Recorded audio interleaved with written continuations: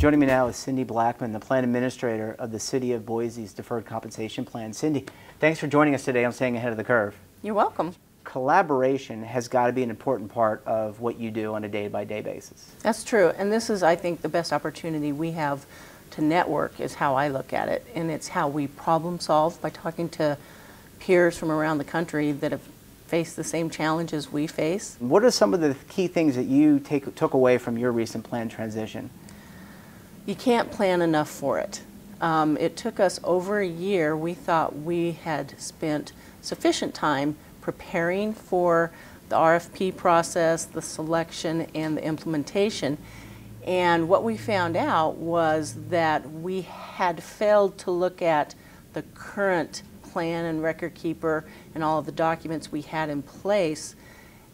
We had been looking forward to the future and to the how do we transition, not how do we fix a lot of issues that really were buried and we weren't aware of in our current situation.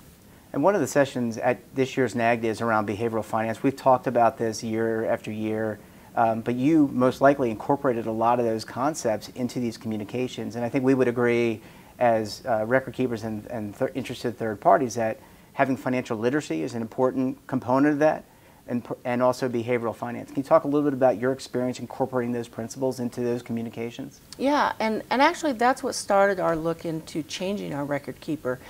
We have a committee of folks in our organization that had looked at our retirement readiness.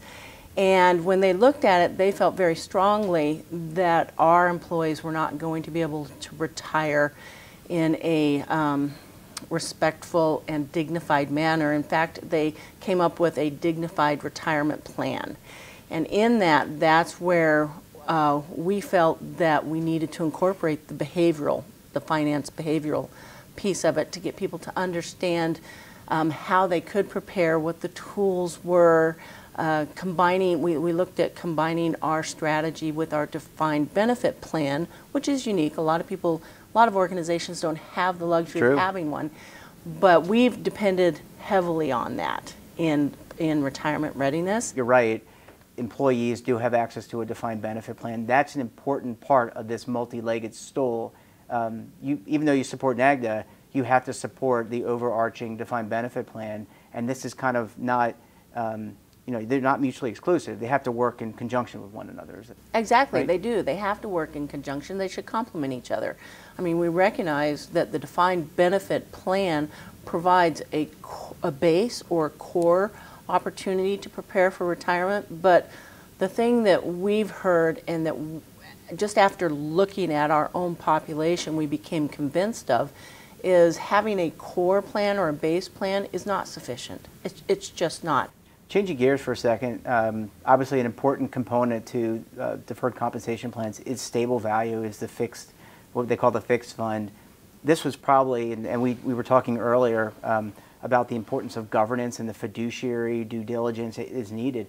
You probably spent a lot of time as an organization reviewing the fixed fund, looking at things like duration, credit quality, but also the structure of the portfolio. I mean, right? I mean, that's something that you guys had to really get under the hood about. We really did, and to be perfectly frank, we were shocked and surprised when we lifted the hood.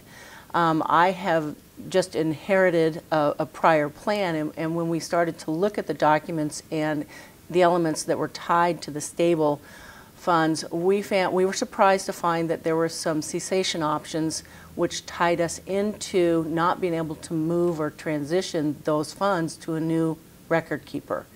And they were pretty significant. So at the end of the day, you had to maybe backtrack a little bit in your words, but you were successful, got the implementation done. So I think that your employees should feel thankful that you have a good staff, good people, and you put in the extra effort and you collaborated with the record keeper to get it done. And at the end of the day, they were happy. I mean, we get compliments every day about how much easier it is and how much they're able to, how much more knowledge they get, and the direction, just the individual attention even. So it was worth it, but it was very difficult. Yes. Well, thank you for being candid, and thank you for sharing your time with Staying Ahead of the Curve. Enjoy NAGDA, and enjoy the collaboration. Thank you. Thanks.